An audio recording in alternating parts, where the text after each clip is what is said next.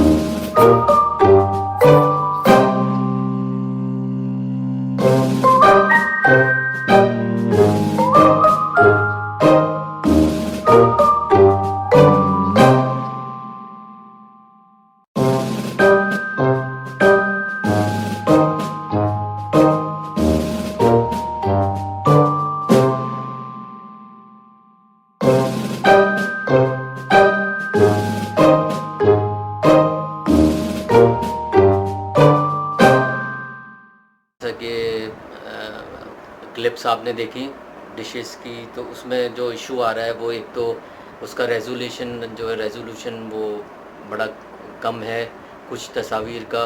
तो कोशिश करें अच्छी तस्वीर भेजें, उसके पिक्सल्स अच्छे हों, क्लियर हो, और साथ में डिश का नाम ज़रूर लिख के भेजें, ताकि फिर हमारा वक्त ज़ाया होता है, हमें देखना पड़ता है, पूछना पड़ता है। तो आप बेटर कि आप उसको पिक्चर भेजें, उसके अंदर और कोई आर्ट वर्क ना करें, सिर्फ पिक्चर भेजें, वो फिर हम खुद उसको अरेंज करेंगे।